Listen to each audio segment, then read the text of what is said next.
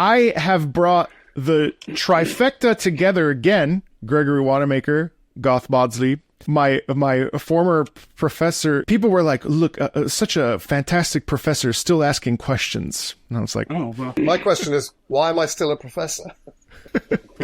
because you were my professor. I guess you can be my friend if you like, I suppose. Anyway, this is not here nor there. Can I be your friend? You can.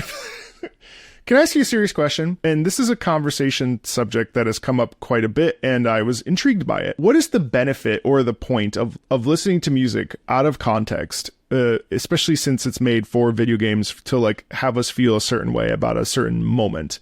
What is the benefit or the plus or minus to like actively listening and learning about why things happen in a piece? Quite a few questions there. I was listening to a program earlier today with Mark Knopfler from Dire Straits, and he was saying you can learn a lot from the way people listen to music. And I didn't then listen on to the program to find out what he was going to say about that.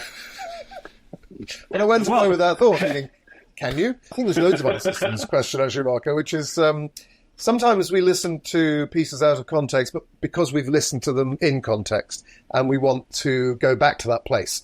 So whatever you've caught in your mind by playing a game or watching a movie or TV or whatever, or driving on a journey, with a girlfriend, boyfriend, whatever it might be, something important in your life, something not important, we go back to those places and music can send us there. Music is time traveling. I mean, it's exactly what that is. I was in Vienna just this last month, and on one Sunday morning, I'm not a church-going person anymore, but I went to church to a Catholic mass because they had a full orchestra, soloists, a choir, organ, doing a Mozart mass in a church that Mozart possibly had his work performed in when he was alive.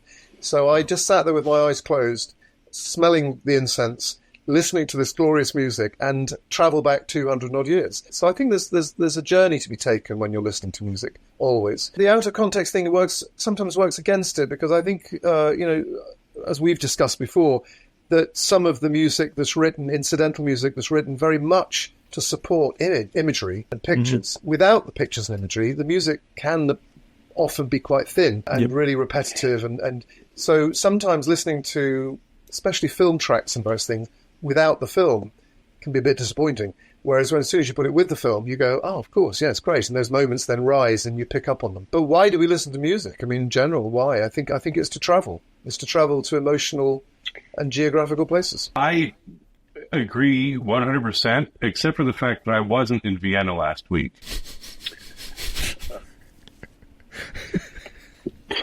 Okay, well, good. All right, you're in agreement. All right, perfect. I honestly have nothing to add to that, because that's exactly. Yeah. Well, for me, one of the things that I've sort of started to uncover about myself while listening to these pieces is just my sheer pleasure to listening to this music in and out of context, because I find that there's so many little things that occur that we can like sort of gloss over if we don't like at least tune into it a little bit, and this whole conversation happened because Greg and I listened to a 20-minute piece, final boss theme from Final Fantasy that is, a Bachian style. Mm-hmm. And someone was like, how can you play this without knowing anything about the character, anything about whatever? And I was like, because it's really good, interesting music. I didn't think that there was any, and maybe my reasoning is flawed with that, but I think that there's something to be said for just enjoying a piece and like wanting to uncover why it's interesting beyond just like the noise of the visual, It is a very difficult thing to do these days, when we are surrounded by screens and so much visual stuff. It's very difficult to listen to a piece of music without some sort of distraction. And one of the things that I used to tell my students is, if they're really interested in music, is to devote a significant amount of time to listen to something they've never heard before and actually listen, sit there with their eyes closed and try to concentrate on the music as much as possible. Sometimes distractions happen anyway, just because we get lost in our minds, or the music, of course, as Garth put it, may remind us of something, may make us travel somewhere. But there is a lot put into the art of making music that that I think that composers want you to hear, because that's why they created it. In the same way that that painters, artists would do the same thing. Is like, hey, look what's here, look what's over there. Look, it's not dissimilar, but music is so abstract and difficult to talk about that it is worth isolating the sense, the primary sense behind that art, which is, of course, hearing, listening. And I think things, as you say, things have changed so dramatically in our lifetimes. My goodness, extraordinary. And if you think about Disney's Fantasia, which was a sort of introduction to orchestras and various things, and how exciting that was, the idea that, because when you're listening, it's like I watched a movie the other day called The Taste of Things, all about food, very little anything about else really. But there's one moment where this young girl is given some food and he says, "What's in the sauce? What's in the sauce?" And it's French film, of course, because no one else would make this movie. She sits there and then describes all of the elements of what's in the sauce. So, because she's got such, fine taste buds. And when we're listening to music, even the most experienced and composers aren't necessarily able to tell you, what's in that mix. What am I hearing? Is that a soprano sax, or is it something else, or is it an oboe, or sometimes it's very difficult. And so that like a recipe of food, when you bring all these forces together and you layer them as a composer, that mix is indefinable sometimes, isn't it? It's extraordinary. So in a way, you're being stimulated not by one noise, not by one tune, but by multi factors coming in. The interesting about bringing up Fantasia is that part of the purpose of that film was to introduce people who may not be able to attend concerts to actually experience this music for the very first time. Right. And it is interesting. Of course, it is. I say that the music is accompanied by the animation, is accompanied by the film, but it really did bring to light, so much music that people may have never heard before out there. The other thing, Leopold Stokowski, who conducted Fantasia, he was an organist, and he knew so many, works for organ and keyboard that he orchestrated them. Like the Bach fugue in G minor that's part of Fantasia. He orchestrated that. He transcribed it for orchestra so that people could experience this on the large screen with so many colors. Yeah. Things that you can't necessarily get in the same way from an organ. And he brought out so many interesting lines and things like that. It's that's a really interesting thing, because Fantasia was really the first music video. Yeah, really, if you think about it. That, because the point I sort of forgot I was making was that gave some those viewers more knowledge, so that when they were listening, they had a better knowledge of what they were listening to. And sometimes it's glorious, isn't it, to listen to something with no knowledge whatsoever. You literally don't know what the noise is, where it's coming from, some sort of strange Italian bagpipe made out of a sheep, and you think, what is that noise? But it somehow draws you in. But often, it's that much more exciting when you do know what you're listening to, when you understand a little bit about, American football. I remember living in America with you guys and spending whatever day it is where they all play football. Thanksgiving? No. Super Bowl Sunday. The Super Bowl Sunday. Super Bowl Sunday. It was a magazine buffet, wasn't it? And so I did a little research before and thought, I need to find out how this game works. And so once I'd done a bit of research, I could enjoy it. I could appreciate what was actually going on, and then just got drunk and ate lots of food and forgot about the game completely. Well, the other response to that is, in a school that my children were once at, they had an organ that was built in 1815, I think it was, 1815. But it was a paper roll organ, so it actually had rolls, like a piano roll. So the organ would play. And they had a Mozart Magic Flute Overture that had been printed about 1800, which is only 9 years after it was written in another country. And suddenly you find and there's only two of these organs left in the world, that there in this room is this ancient that's playing Mozart, a piece that's only 20 years old. Oh, brilliant. Amazing. Right. So cool. Well, I don't know how to segue out of that, but let's listen to some music, shall we? That's great. Thank you for answering my question and validating me. I really feel good about that. So So no one will ever fight me again after watching this video. Speaking of the French, and I love that a British man finds a way to bring up the French somehow. I know that there's some sort of long-standing rivalry there or something. I don't know. I don't understand. I love the French. I'm going to France next week. I love the French too. J'adore le français. Oui. I was creating something that isn't there. This particular piece is from Gravity Rush 2. It's called Vendecentre, I guess. Vendecentre, as some people will probably call it. Downtown.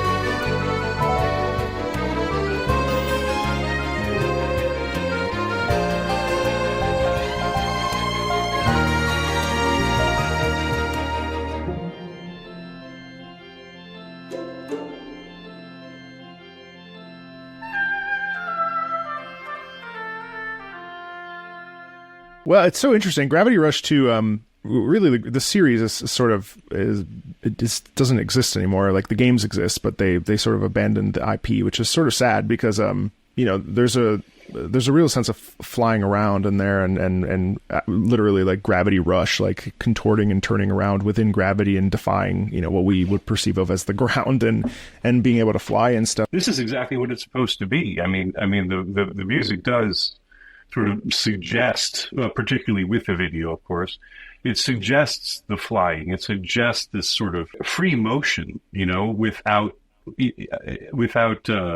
friction, I guess, for lack of a better word, the friction of the ground and whatnot. It feels very, very free and light, which is, of course, the opposite of gravity. As is tradition with me, I write down the timings as they occur, as changes of texture occur and changes in things. But the orchestration is gorgeous. It's a combination of like French cafe music. I'm just thinking of 1960s and 70s French romance movies, those sort of soundtracks and whatnot, or maybe not even just romance, but something that exudes, the scene of being downtown somewhere, Paris or wherever. The addition of the oboe, as a soloist is gorgeous, and that floats above the strings in the same way as this character is kind of jumping and floating above the city. Yeah.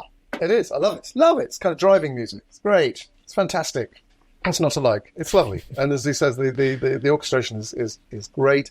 There is, of course, the French sound of the piano accordion that as soon as you throw it in, you're in Paris. That's where you are. Yeah. It's been used as a trope for as long as movies have been made, really. And it's still used to this day. It's an instant hit. You go, oh yeah, I know where I am. I like the idea of the organ as well. That little organ solo was interesting because it's sort of grounded as in a slightly darker way, but a slightly sort of more austere or more cathedral-like quality. Oboe, beautiful. If you took away the bass accompaniment, really, the sort of the modern bass sound, which is sort of the rhythm and the bass sound, which is just of the 21st century, and replace it either with just strings, then you really would have, as Greg says, a kind of a vintage piece of film music that could fit into any wonderful French movie of the 60s and 70s. What separates this from like symphonic literature? Or like what would make this not be in a symphony hall? Like structurally? Or is it just because of like where it is, because it exists in its little like pocket of fitting the gameplay and stuff? Or can these pieces in theory exist outside of, could they be in a symphony hall? I think they are in symphony halls more and more, as you know, that these concerts are taking place more often than not now. I agree with. Often linked to other works that, perhaps more serious or perhaps more in the Western canon tradition or something. But I think what keeps them from being symphonic works, in a sense, they are symphonic works because it's a symphony orchestra often playing them. But it's the lack of development, it's the lack of journey. So, the music is 3 minutes long, 6 minutes long, repeated. So unless you actually, and it's not about classical structures, ritornello, sonata, whatever. It's more about just structure and journey, the development that takes place and how that builds or declines in an orchestral setting. So it's like a rich little bonbon or something. It's a little sort of extraordinary amuse-bouche where you have this rich tapestry, but it's only for a tiny little moment. It's not a 40-minute piece or an hour long or whatever. It's not. It hasn't got that breadth to it. But if this started. I mean, it's light music. It wouldn't be considered sort of classical symphonic stuff. But there's no reason why it couldn't develop into it. But it doesn't. So you're left with something that really gets you started, and then where do you go with it? It doesn't. It goes round. Well, and there's no ending. There's no, actually, one of the most famous pieces in the world is Ravel's Bolero. Essentially, there are two phrases in there. So they go, A, B, A, B, A, B. It just keeps going, and they're 16 or 32 bars each, and then they shift. And it sounds very similar. So you have to listen quite carefully to hear what the difference is. And then finally, there's a shift into a different key briefly, and then it shifts down. So why is that piece at all popular? Because it's the most repetitive orchestral piece in the world. Well, but Well, no, I do have the answer, and that's the big crescendo in orchestration that exists throughout. The shape is not about. Yeah, it's not about the repeated phrases as much as it is about the addition of orchestral instruments and density and So what Maurice Ravel was textural doing, things. What was he doing? Was he was putting together instruments that have never been paired before. So he was doing, and he was also doing it in fourths and fifths. So you had this extraordinary kind of clashing with a clarinet, with a double bass or something, or a bassoon with a whatever. So these instruments were being doubled. So this sound world he was creating becomes more and more intriguing. Mm. So it's like you're being fed the same meal, but each time you take another mouthful, it's a different taste. It's a slightly different taste. So it's like a never-ending melange of different tastes. And as Greg says, it crescendos and builds, and suddenly there's this wonderful fulfillment at the end. It's not even a bolero, by the way, but there we go. Ravel. Greg, I mean, this if this suddenly appeared on the concert stage, I would admire it and think this is delightful. I'm loving this. I wouldn't necessarily, in my brain, go, "Oh, this is good music. This is serious classical music." I would think, this is just gorgeous. I love it. I agree. I don't think this necessarily, not that every single symphony orchestra concert needs to be weighty or serious or that sort of thing. But just listening to this bit, just listening to this as it repeats and doesn't end, instead it fades out, it's hard to picture this necessarily as a complete part of a program. However, I don't know what the rest of the video game is like. I don't know if the music changes, if this could become a suite of pieces, perhaps interconnected, that might be part of a concert. Probably if symphony orchestras are doing it and they were to include this, it would be a concert of video game music, which, to go to the very beginning of your question, I still don't really know what that means other than that it's created for video games. Right. There's nothing about this that necessarily seems, oh, this has to be a video game, or this has to be that. It can exist on its own. If I was not looking at the video screen as to, with the simulation of the action that is taking place, I wouldn't necessarily think that this is a piece of video game music. I might think of it as some sort of light classic or something like that. I don't know that video game music is a genre as much as it is the purpose of the music that is written. The same thing with some film music. Film music is not necessarily a thing that is one thing. You could say that about classical music. You could say that about rock and roll, and then somebody says, "Well, what kind of rock and roll?" And and then you have prog, you have punk, you have pop, you have all kinds of things, and it doesn't necessarily have to be something that is just, like in this case, just video game music. I think I might have mentioned it before to you, Marco, but that Andre Previn made this observation about Eric Korngold's music. So when Eric Korngold arrived, because he had to, in America, and then started writing film music, his music became the Hollywood sound. So when people listen to Eric Korngold, they think, oh, that's Hollywood. But in fact, Eric Korngold had been writing this music as classical music, serious classical music, back in Vienna and Austria and places for 20 years before that. So he was writing in this style.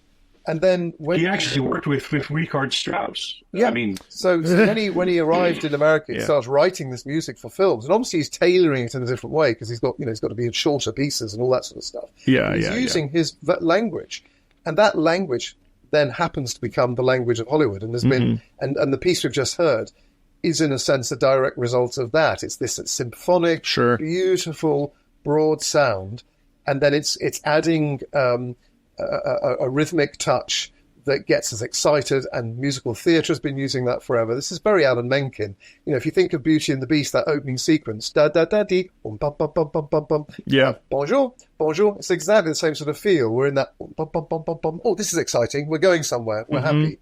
So who is the composer again for this one? This is Kohei Tanaka. He's absolutely captured that Western French thing. Absolutely. Yeah. Without a doubt. You're also making interesting points about development and growth and stuff. And I know that I've played Final Fantasy music for both of you in varying degrees. And what's really interesting, actually, is that there are multiple different concerts. One focuses on individual songs, and there's the visual display on the on the projector. And I know, Garth, you've probably sung on you have sung on these, where it's individual songs and it's whatever. But then there's also this other thing that's really, I think it came out of Poland, called Final Symphony. And what they've done is they've taken multiple different themes and they've created a through line. So essentially you're getting a tone poem of the music of Final Fantasy, and those are profoundly like interesting. The instrumentation is super dense. It's the crazy dynamics in terms of how it like is structured, and it really like takes what we know, these little individual 3 to 4 minute songs, and creates this wonderful tapestry of color and sound while using familiar melodies. It's actually, like, in my mind, Final Symphony is actually the perfect bridging point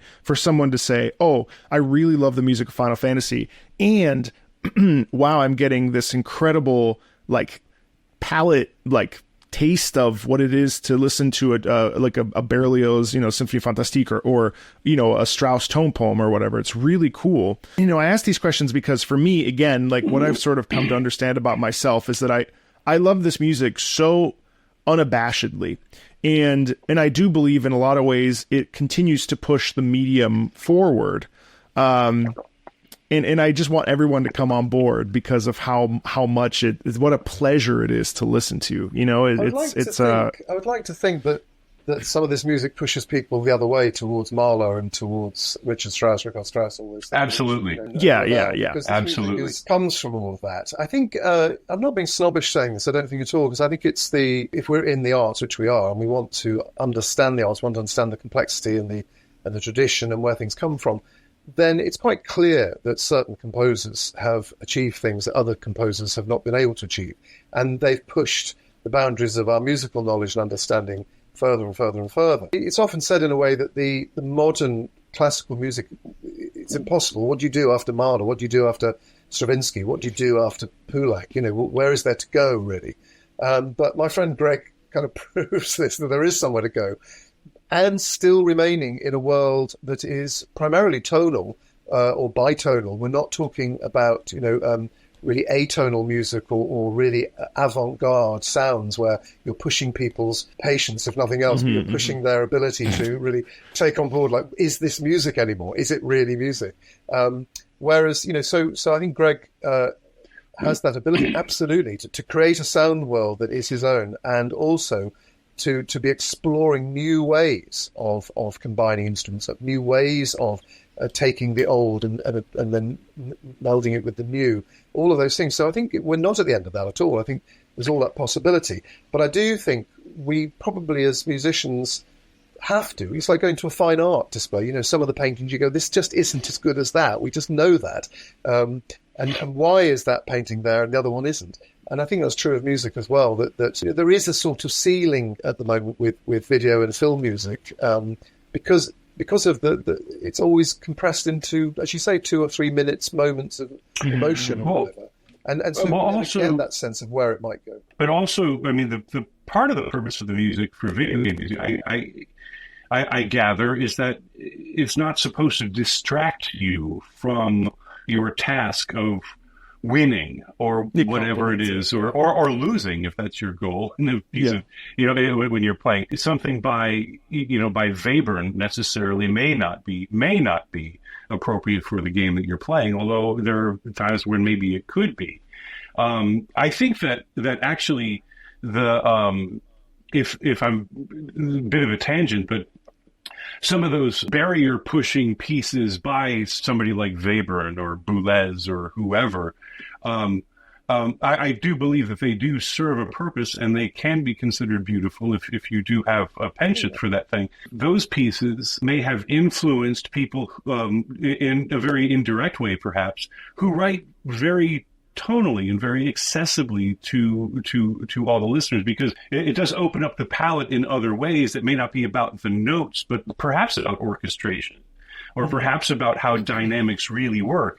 Krzysztof Penderecki was one of those composers. He wrote the groundbreaking Threnody for the Victims of Hiroshima. This piece for 52 stringed instruments is what he called it. It was a big string orchestra, and there is counterpoint, but it's redefined because he uses tone clusters and various extended techniques on the strings to create that. But by the end of his life, he was writing these very Brahmsian, beautiful, gorgeous neo-romantic works that are incredibly expressive in a traditional sense, but also allowed some of his contributions to orchestration to take the lead. So he was also, like Garth, like you brought up with Ravel, he was combining instruments that in ways that hadn't been done before, and he was also inventing instruments to be placed in the orchestra to extend the low end, for example, a series of percussion instruments called tubophones, and things like that. And so his music became, I think, in a traditional way, very accessible. I hope that he would not be upset that I say something like that. There's a thing that I kind of like to hear about composers, which is, I know for a fact that there are composers out there who have chosen to go down the film music route. They want to do that, and they want to do it for money. They want to do it because they're interested in the genre or whatever, but they do it. They often sound very similar. There's a sort of world that they enter. So a lot of film music these days and game music sounds very similar. You enter that world and you go, I've sort of, is this the same person? Always no, it's a different composer. So in a way, they're writing for a purpose. They're really writing for a commission, saying, this is the brief, this is the sound, this is the world we're trying to occupy, inhabit. Yeah. So, and the composer goes away and does some research, listens to some stuff, and starts cooking up this new mix. That's possibly, in a way, not their voice, not their real compositional voice. It's actually the tools that they have, the ability, an enormous skill to be able to make a particular recipe work.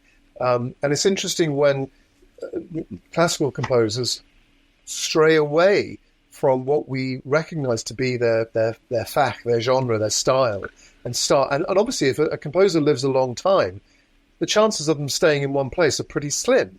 So if you take Vaughan Williams, who we all know for his very beautiful pastoral stuff of the early 20th century, by the time he gets to the end of his life, he's actually trying to do some bitonal, interesting 12th tone kind of ideas. And it doesn't sit well. It doesn't sit well with the listener going, wait a minute, this is Vaughan Williams. This shouldn't be sounding like this. And even Benjamin Britten, in his last couple of years when he wrote Death in Venice, was trying to do the 12-tone scale, the serial music. And whether it works or not is sort of questionable, I think, as because he was certainly exploring something, really chasing something, and it was genuine to him. I'm not entirely sure he was very successful in that area. Whereas we know that very specific Britain voice that started in the late 30s and sort of really developed through to the 60s is a very, very specific sound, and extraordinarily beautiful and mind-opening in so many ways. Two things. One, just back to Vaughan Williams.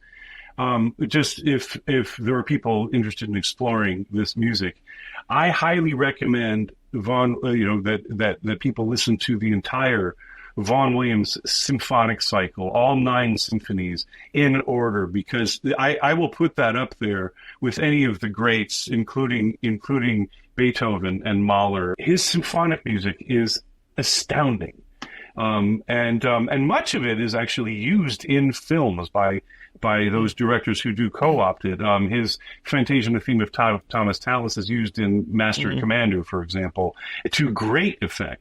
And that's a piece of music that originally stood on its own, but then became in context to something else. Much like Barber's Adagio for strings, which was unfortunately used in Platoon. By Oliver Stone. It's used in a video game too, Homeworld. Whole intro, which is really cool. The other comment I wanted to quickly make, because I know we have more music to listen to, is Todd Phillips' film Joker had a brilliant soundtrack by an Icelandic composer. Her name is Hildur Guðnadóttir. I don't know how to pronounce it, but it is astoundingly post-tonal and textural, and it really works incredibly well in the film. I actually really like it on its own as well. It's a tremendous soundtrack, but it's also a tremendous piece of music on its own. But it does push those barriers perhaps to some people who think that film music should be, Relegated to this sort of neo-romanticism or third stream or whatnot. I just wanted to put that out there, not as a contradiction to what Garth was saying, but like there are always these exceptions that are really interesting. Right. Well, and that was why I asked my original question, because I think it's very interesting. And the next piece that I want to pivot to is actually from a game it was an expansion to a game that came out called Elden Ring, which is essentially in many ways a modern take on some Wagnerian elements and some. There's a lot of characters that are related and correlated, and the lore is quite deep. And this particular track is called The Promised Consort. It literally just came out.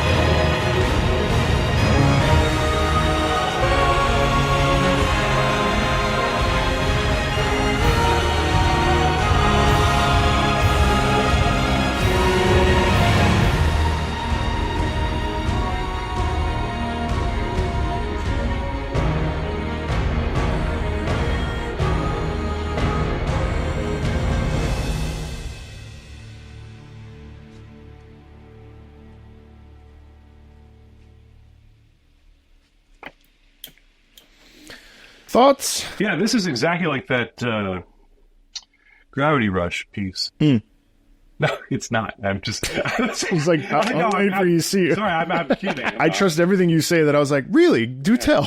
Yeah. Well, I like how you agreed with it.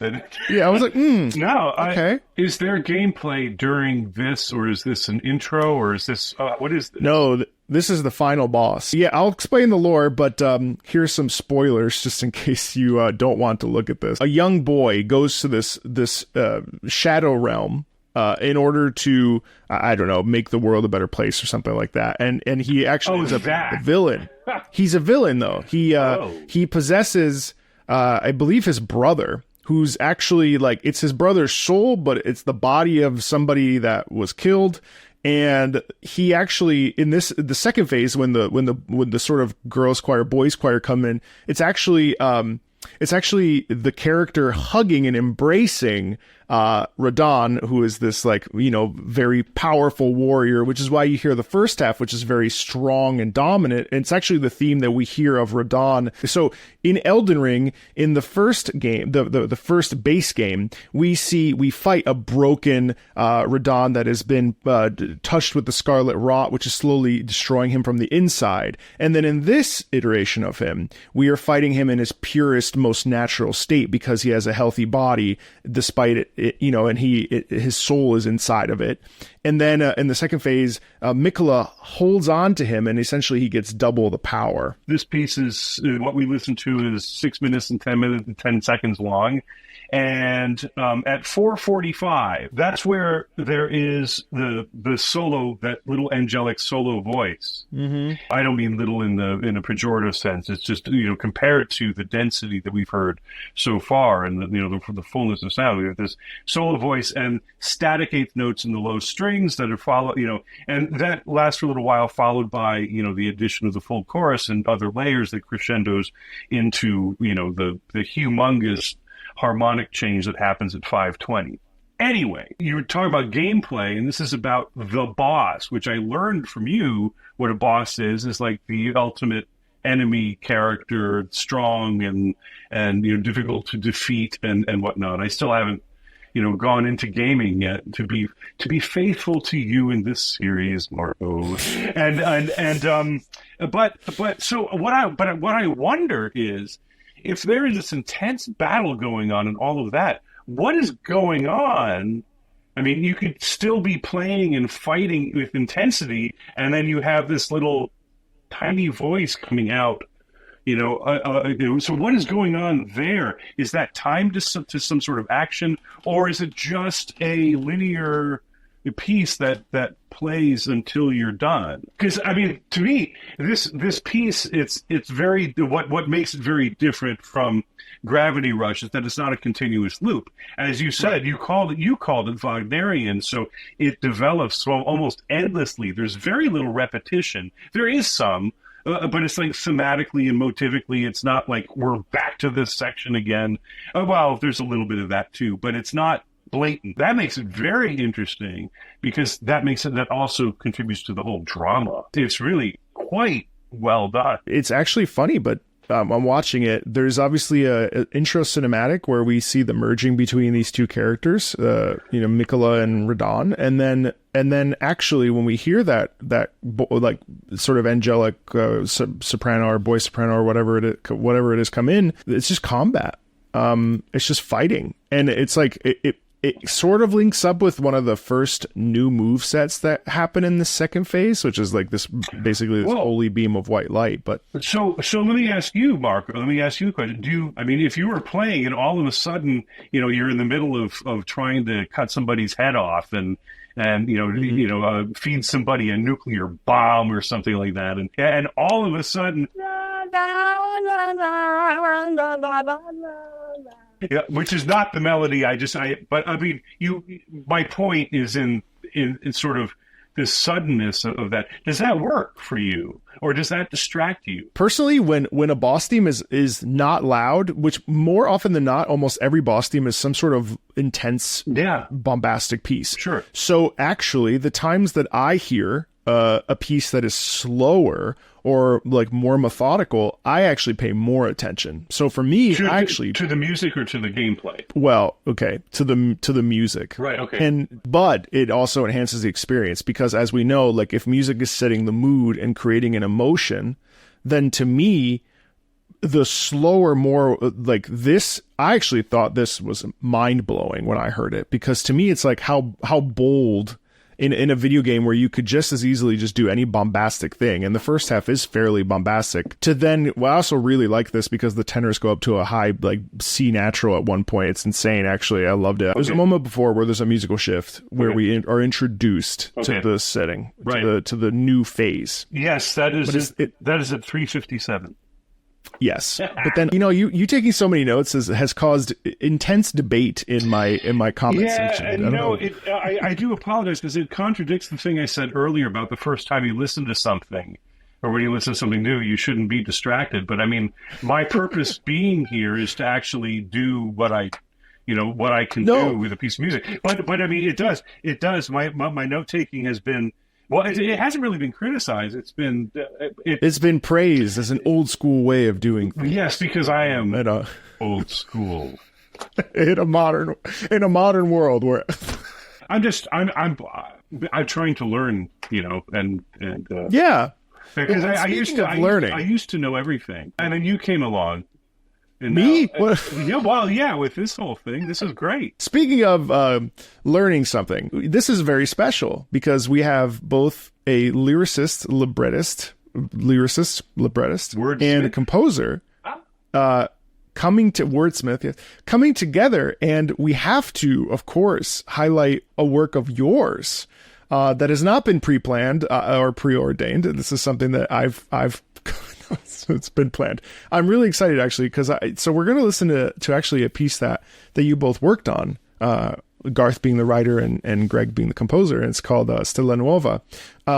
Is there anything you'd like to set up for this? Because I think this is the first piece of classical music, or I actually don't know what it is because I haven't listened to it yet, but that I've been able to feature on the channel because of how bad the copyright can be for classical music. So I don't get to ever talk about it. And I'm really upset about it because that would change. My channel would be completely different if I could like compare and contrast classical pieces with video game pieces. So, anything you'd like to say about this before we listen to Laude Stella Nuova? Garth and I started work on a piece for chorus and orchestra when we were both teaching together. At the Crane School of Music. We were writing something for the Candlelight Concert, which is basically the big holiday Christmas concert that happens every December. So this is the third movement of a group of pieces called Laude. This movement is it's the third movement, but it's the first one we composed together. It's called Stella Nuova, and it's actually based on a 15th century Italian laude, sort of a chant that was used. It was actually used secularly, but it was also it's a kind of a sacred text. The refrain then is based is the melody that they used, sort of a modernization of the melody that they sang, the melody for Stella Nuova, and the text for that is in the medieval Italian. That we set, and then Garth wrote these beautiful words that were really about peace and understanding and hope. It's like it's new Christmas music. We'll put it that way. So it's very tonal, very D major, but there are some textural and orchestrational elements throughout that are that make this interesting. But there is repetition, because it's basically verse chorus. But the words, be sure to catch the words because they're really, really, really quite beautiful, and that made them very easy to set. So talking about the words, if you want to so essentially we're given this medieval script. Stella Nuova means new star, and the words are Stella Nuova, un fra la gente caparuisti novamente, stella caparuisti al mondo quando nacque il re Iocondo, stretta in mezzo a tutto il mondo il alluminar la gente. And it means a new star among mankind. You appeared once again. Star, you appeared to the world when the joyful king who was born came into the midst of all the world to enlighten all people. Peace, light, hope, joy. Then what Greg asked me to do, essentially, is to kind of reiterate in a non-sacred way, of a sense of trying to capture the sense of what was being described, the way that the words and the music are trying to elevate, lift people towards something and to look skywards, heavenwards. So I came up with these words: look to the sky, for there in the distance, light, unimagined, steals through the night. Piercing the gloom, its flame everlasting, hails new beginnings, our hearts to delight. Peace, hope, and joy will lighten our journey. Precious and pure these gifts lie within. Look to your heart, where heaven's light is shining. Then may the world see a new day begin. Gaze upon your heart and see the truth therein will set you free. So this is I brought two ideas together, really. One of which is this notion that whatever religion you may or may not believe in, whatever faith you may have, all of us look out constantly. We're looking for somebody, something to give us guidance, to give us light somehow. And we do it through friendships, through love, through education, perhaps even also. And we do it obviously through faith and belief and those things. So the first part is that, in a way, it's looking beyond yourself to see what heaven's light is there, what is shining for you. And then the last the two lines, the couplet, gaze upon your heart and see the truth therein will set you free, is a challenge. And it's a challenge to myself every day, and I fail probably every day, which is, if you look into your heart and you know what the truth is, then you should act on it, because then you'll be free. But we don't. We lie, and we obfuscate, and we cheat ourselves, and we ignore often those things. So it's a challenge in a way to trust what's going on in here, listen, observe, and see if you can be truthful to yourself and live as truthful as life as you possibly can, because that sets you free, because you never have to lie. You never have to double back on yourself or remember what you said or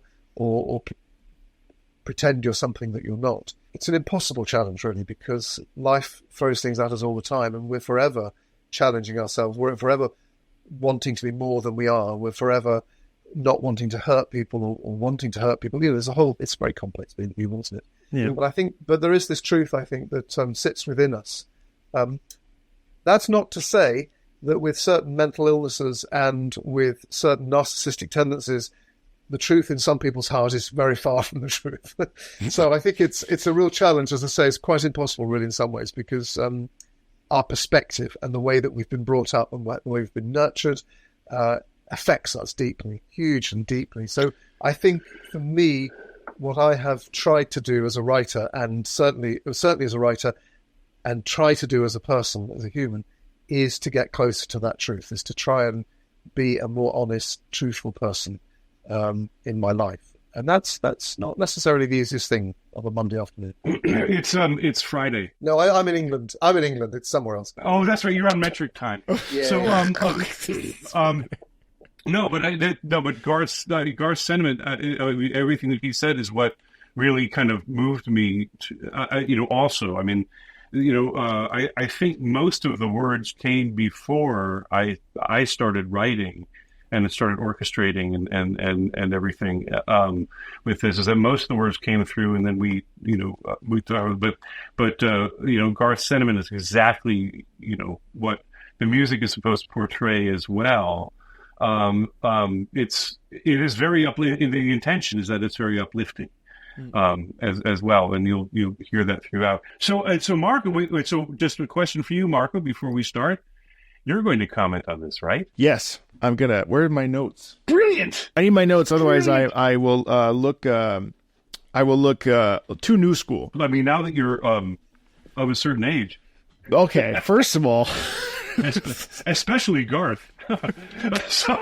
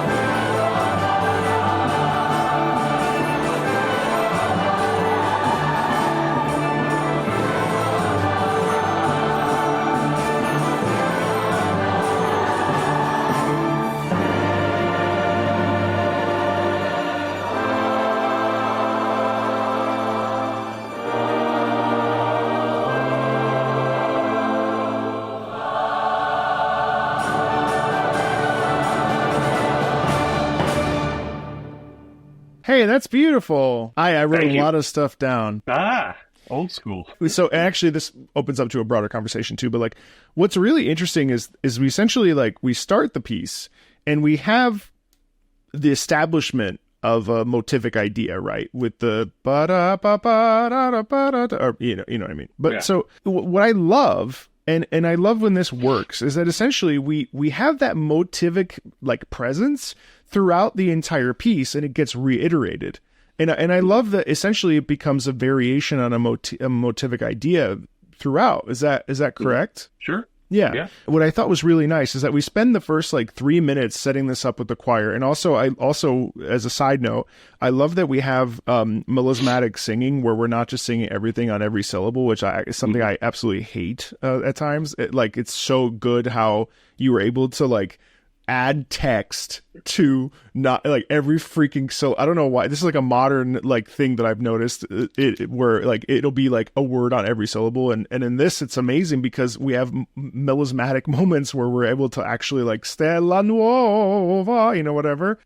What I thought was really interesting is that when we slow all the way down and we do have that Gregorian chant essence, it's so cool because we still have the same motif, but now it's established in a solo singer and a call and a response, which is, what we were talking about earlier, Garth, with this idea of like representing the Italian brothers, and that I love that it kind of went home in that way. A couple other really cool things were, I love that we create, I guess, a sort of Gregorian plain song soundscape with the woodwinds, especially with the oboe and with the clarinet.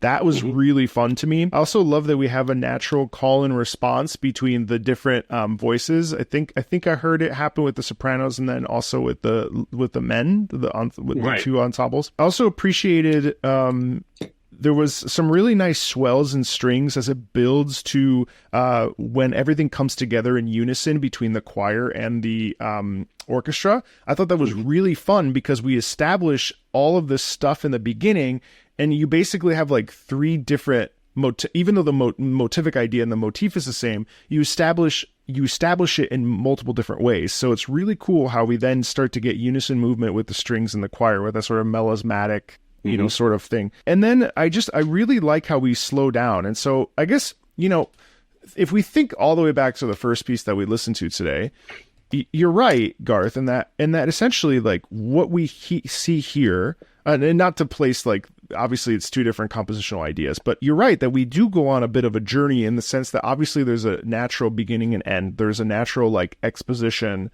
climax, which I think in that case would be like the soprano in the call and response. We're going on a journey and then we naturally end. And I also really love that we naturally are reiterating the Stella Nuova and this like sort of this idea of like a new beginning or a hope for a brighter future and what have you as we crescendo to the end. It's interesting how pitch and text are such a vitally important component of this feels so weird to do, by the way, to like discuss your piece. You're getting grades. No, B plus, Marco, so far. B plus. Oh. Don't know if you remember, Marco. Do you remember when I was teaching you that you all complained because I was marking you low, and I forget who it was. One of your colleagues, peers, came up to me and said, "Why are you marking you so low?" And I said, "I'm not. I'm giving you, whatever it was. I forget the grading system out of 4, isn't it? Was it 4? So I was giving you 2.7s and 3s. That's right." And they saying, "This is terrible. This is so low." And I said, "This is quite good. You're getting 65, 60%." And I went and asked some colleagues, probably including Greg, and said, "How does this work?" And so I just came back and just did that with all of your grades, and then everybody was happy. I'll do that anyway today. Thank you. But I really like that. I think you've made some brilliant observations. It's lovely when someone actually listens, as Greg was saying earlier, and actually really listen. And this goes back, by the way, that listening is so important. Yeah, it's wonderful. But anyway, I'm almost done. knowing that we're not in the key of C minus. So what I think is just really interesting is that how we as we naturally end, and it's such a like I guess it's a trope, but like to to build in a sort of, in the rebellion, as the theme of this episode has been rebel, but let's like slow build up to a crescendo to the end, shouting Stella Nuova to symbolize the new star, the new beginning, the new perspective, the hope for the future. As we ascend, we also, we're reiterating pitch, and then also that pitch is not too high and it's not too low, so it's in a really comfortable place to sort of emphasize that the new beginning is here. Because if it was too high, then it would be like, oh, the new beginning is here, but that's very intense, like that's very high. And if it's too low, it has a different soundscape, right? And so absolutely, not everything has to be huge, right? And I think that's really nice, because it invites a sense of, this is a really good thing. And the crescendo is not so in your face. It's not like a big bombastic crescendo or a sforzando where we really swell into it. It's a natural increase. And I think like it's a great piece. And I think more so, I think that hopefully this showcases how a piece can take us on a journey, whether it's the Promised Consort from Elden Ring or some of the other pieces I've played for you in the past. Like the point that I've been trying to make here, just to segue it back to this really quick, and then we can talk about the piece as well from your perspectives. But active listening is, I think, my new why for why I do this, because I really want people to be able to do this for your pieces, for any piece that they fall in love with. And know that anything that they come up with, I mean, it's not even to say that I'm right. What matters is that that's how I felt about the individual sections of the piece. And that's really what I think in conversations with both of you and the other guests that I've had, is that active listening. It's not about, I mean, I'm really happy to like have understood what the words are, right? Like that's really powerful, but it's also powerful to hear them in the moment and like decide to make my own inference. Who knows if the end for repeating Stella Nuova is because we're trying to symbolize a new beginning. What matters is that that's how I felt about it, right? And I find that really interesting. Anyway, that's come up in several of our sessions together too. Yeah. That kind of. Anyway, please. That was really nice. We've had this conversation before. I remember talking about this with you, Marco, which is, so how do you go about active listening? And the best way is to ask questions, really. So if you ask, how to be a good listener is to ask a question to somebody. So if you're going to start practicing listening, then ask a question to somebody and let them answer it. How are you feeling today? What was the film you saw yesterday? Tell me about that restaurant you went to. Just tell me again. And then listen, actually take on board. And then do the same thing when you're listening to music or going to the theatre or watching a movie. So I say to my students, I know I've said this to you before, which is, so you like this movie? Yeah, I loved it. Why? Mm-hmm. And then it's not enough to say, because Ryan Gosling's in it. Why do you like the movie? What is it about? I love that scene. Why did you like that scene? I hate that scene. Why do you hate that scene? Explain to me what it is that is upsetting you or you find distasteful or whatever. And and sometimes it's very difficult because you have a gut feeling about something. It is difficult. And then to be able to kind of analyze that and come up with some understanding. So then, but the more you listen and the more you ask yourselves those questions, the more information experience you have. Therefore you go, this reminds me of that other thing I didn't like. Why don't I like this? What's going on here that is putting me off? Or I'm very attracted to this thing. And it reminds me of this other thing. So you start building a kind of reference for yourself, your own frame of reference that says, as you know, and you're able, because you're a very fine musician and we taught you, that I think you've learned everything. Hey, I didn't though. Yeah. That makes all the sense. Absolutely. I taught you nothing. That's why I'm so grateful to grade you now. Yeah, that's actually the first grade you've ever given me. So in a sense, yeah. The thing is, you've got the vocabulary. You have some vocabulary. It's like me going to a sports match and really having no vocabulary to be able to describe what I'm seeing or what I'm feeling, because I don't understand it and I haven't engaged with it. So it takes practice, but it doesn't take that long before you actually start to be able to verbalize ideas and also just write down even draw pictures. Draw a picture when you're listening to something, and then look at the picture and go, oh, where did that come from? That's interesting. Yeah, this might be a little bit of the same that Garth is saying, but I also want to say that it's okay to just enjoy something. Yeah, But I mean, if you enjoy it a lot, that you're listening to a lot, yes, try and figure out why, and it gives you the opportunity to explore something new. And the same thing, it's okay not to enjoy something. And when you don't enjoy something, what I always used to tell my students, and of course the whole purpose of my teaching was so that they would understand, not so much like or dislike something, but so that they would understand something. So if you don't like something, maybe it's a good idea to listen again.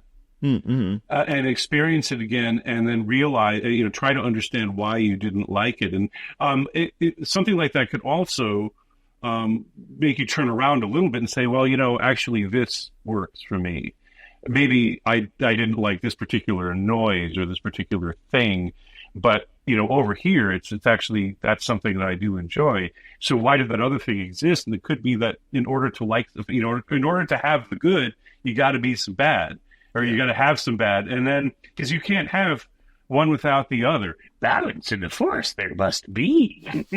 There has to be a yes in order for there to be a no. Marriage. Yes. Well, no, I agree with you. And the thing is like sometimes one of the things that can be really challenging is really understanding why we feel the way we feel, or enjoying something for the sake of enjoying it. I completely agree with you. And sometimes I won't even talk very much in a video because it's like, that was great. What is there to say? You know what I mean? What do we need to say? Why do we need to find something to say? And on the flip side, people play these games a lot, especially if they're big fans, like The Promised Consort. People will play that over and over and over with different weapons, with they're called builds, with different abilities, different whatever. And it's like, I understand listening to it once and you're like, holy crap, that was great. Or I didn't like that because of this, this, and this, and this. But then if you're doing it multiple times, it's like, that's when we can sit down and even if you never leave the context and you only hear it while you're fighting that character, by all means, but let's look at try to think about the music more. And one of the most gratifying things is when people come to the channel and they come back and they say, hey, I listen to music a little bit differently now because, look, I mean, sometimes that's what you do, Marco. That's what you're doing. It's amazing, actually. It's great to see that. I'm sorry, Garth. That's right. I think we're talking about active listening, and active listening, therefore, inevitably brings in analysis and critique. Because right. You're going to be, it's like you're really saying, do you like the sandwich I've made for you? Yeah, it's great. Thank you. I was hungry. Stop. Tell me again.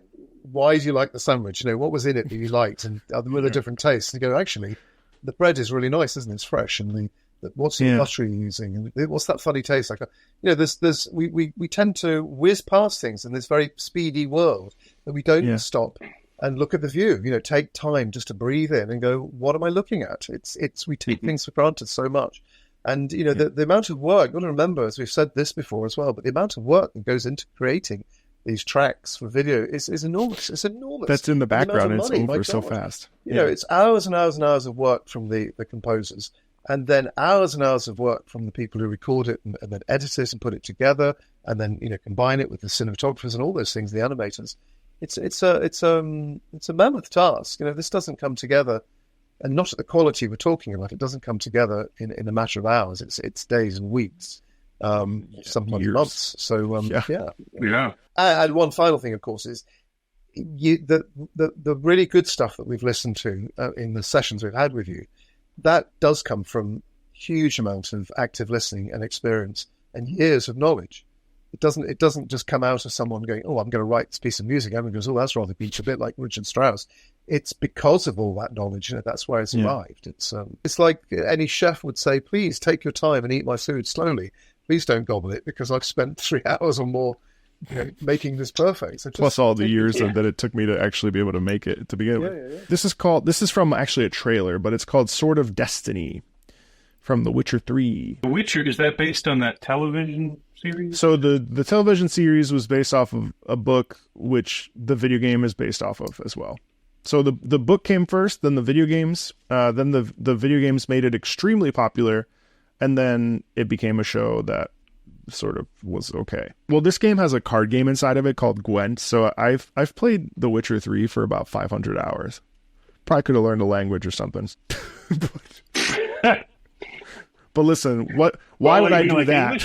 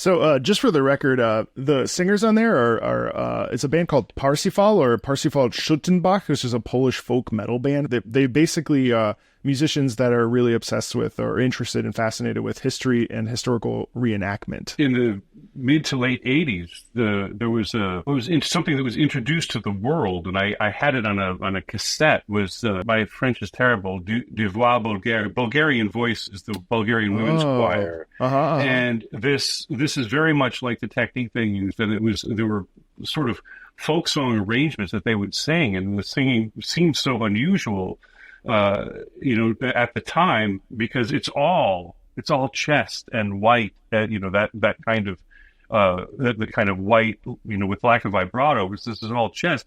You don't get any head voice, and so the intensity winds up, this was 2 minutes and 20-ish seconds or something. At 142 was the introduction of the highest voices, which are not really particularly high, but they were used with such an intensity, with the sustain up above everything else, every other vocal part. And that was a really wonderful moment, for me. And then the same thing returned at about the 2 minute mark, but as a descant over everything else. So there was a counter melody they were singing, while there were the nay nay nay nay nay, that whole chanting. And but it's those, that vocal side is very, very powerful. I think also it's a bit like Stella Nuova, actually. It's the same effect, which is you've got this dance music. So when those voices come in with that throat singing, it's suddenly a dance, and it feels, whether you're in India or somewhere else, or Eastern Europe or whatever, it's got this sudden extraordinary market-like feel. You suddenly arrived, and there's a fire going, and then there's this vicious dancing going on, kind of high energy. It's almost like the dance before the battle, or that, the celebration before or after or something. And it's incredibly effective, because a lot of those kind of medieval-y dancers have a sort of earthy. They're really earthy quality to them. It's like your heels are into the ground, and and quite lots of mine, da da da dee da da, all that sort of stuff, and da da da. It's very exciting, and you get suddenly taken along by it. I think it's very exciting, like that. You know what's crazy to me is that, like, obviously, like, both operatic singing and this type of singing are very physical and require a different sort of, vocal usage and stuff. But what I find really powerful is that really what it all comes from is this, like, breath and body and release. It's such a visceral human sound, which in some ways I tend to feel like opera sometimes is a bit like overproduced or like almost hiding in some ways, like natural pure sound. I don't know. I find that operatic singing sometimes. Think of it in a different way. I think you should think of opera, and big classical opera as the Olympics. You're talking about the nature of the voice being brought to a level of delivery that is impossible for the majority of people, just as weightlifting is and running 100 meters in 4 seconds or something crazy. So opera is, and you're competing against an orchestra of 80 or 100, whatever, and that vocal line demands that engagement with the body. But I would suggest that, when you get to those if you've played these roles in those Puccini roles and various things, that you've got this wonderful lyric line that the voice is producing the thing, but suddenly there's a sob in the voice, that the composer does something that allows you to bring some of that human vocal quality in, and that's what grabs us. That, out of those moments where that sob is, that sort of that strain, that sort of point where the voice that's a great point, actually, is incredibly exciting, and it draws us in. So it's like watching, amazing gymnasts or trapeze artists or something, and then suddenly they might slip, but they don't. But I think there is, so that I think opera, when you get into it, can absolutely grab you by your human heart. But listening to someone's raw just energy, the one sense, just the heart, but that raw energy that you hear in that rendition there, that sense, this way of producing noise that comes from different traditions, and how do we make how do we sing loudly? How do we keep the breath going? How do we sustain the noise? Well, different people in different parts of the world have come up with different ways of doing that, and so it's exciting culturally to listen to that. But that, what we just heard, feels like a raw shout, a raw sense of something absolutely visceral. But it's still got some beauty to it. It's very in tune. It's got a rhythmic accuracy to it. It's beyond speaking, isn't it? It's more than just crying or shouting. It has got something else attached to it. And what's the difference, when you hear a good rock band and they suddenly start screaming at you in some way? Right. We don't go, we go, wow. Yeah, well, I was going to say the physicality in the body, use of the body is not just limited to opera and this type of singing, either. Because, it does exist in all manner of popular music as well. But if technique is different, it's used differently, of course. There was an interview with Birgit Nielsen, the great Birgit Nielsen, at one point, or maybe this is something from her memoir. I don't remember exactly where it's from, but she talked about how when she was done singing, Tristan or done singing, Götterdämmerung or something like that, is that the first thing she wanted to do at the end of it is sing it again, because she felt like she was, really in shape and she had finished well, and she's one of my all-time favorites from whatever. But that was something that she said is that if you're singing correctly and you're doing it correctly, it should be something that you feel like you can sustain, for a long period of time. I think maybe you can take some of that with a grain of salt because of the physicality and whatnot. But it was one of those things she was talking about, like immediately after, because you're still there in that moment. Your adrenaline hasn't come down. And, all of that, that kind of energy. And before you go hoarse. Yeah, well, of course. One other little tangent from that. This is a trailer, you said? Yeah, this played in a trailer. Okay. So like during the gameplay, I'm assuming that these themes are maybe used or whatnot in the music. Different iterations, but yes, same style. Because this feels like a trailer, but it's a really exciting one, isn't it? Because of those changes, there's this huge stop at about a little after a minute, Yeah, the and reset. and there's this huge stop, and then you get to that day, those wonderful dance rhythms and whatnot that Garth brought up. This is really cool. It's a really attractive piece of music. And I've liked it'll be everything you've given us interesting today, Marco. I haven't criticised anything today. I feel bad. Yes. I feel like I need to complain Damn, about something. you let everybody down. I don't know what that piece, that Stella waiting Nova for that shite. British, Well, I was thinking, that would be so much better if somebody was like hitting somebody else with a mace during it. Obviously, we've all been together three times individually now, and I guess rather than ask you if anything's changed, because I know I sort of have a sense of where that will go. I actually was curious what you would want to tell people. What would you want to just like in 2 minutes? What is something that you want people to take away from sort of, I guess, your visits here, and also not that we won't do it again, but we probably won't do it for a little bit, but just like what do you think is important about music? What should people glean from this? I'm going to jump in straight away. I think almost more important than the music is the fact of chatting and talking and actually communicating and sharing. And so, and across generations, so we've taught you all those years ago, and here we are listening to each other and sharing our views and thoughts, and you're sharing this amazing music and all your passion and everything. I'm quite a cynical person, really, deep down. I am, and I dismiss things far too quickly. But when I'm put on the spot in situations like this, or in a lecture room, or in a theatre, or in a rehearsal room, if I'm presenting something on a stage, if I'm adjudicating something, I'm anything but cynical. I'm passionate and excited and interested, and I get turned on by the fact that people around me are equally sort of interested in what we're trying to do in that space. So I'm kind of I'm my own worst enemy in some ways, because when I'm on my own, I'll dismiss stuff and won't listen very much, and sort of just I'll just listen to the stuff I know a bit, or not listen at all. Just have thoughts in my head going around. So it's really good practice, and I think we mustn't forget to do that. And it's very easy to forget to do it, to actually become separate and to become isolated and to go to one's comfort places all the time. And I think it's really, really important to share, to talk, to exchange ideas, and to be introduced to the new. And as Greg said earlier, that once you listen to something that's new, listen to it again, and see what you think the second time round. Yes. Yeah. So I think what you're doing with your podcast and the fact that you're inviting people like us in to talk is fantastic, and I would encourage your listeners to get together and talk, And yes, and I do this exactly. I say this to my students all the time.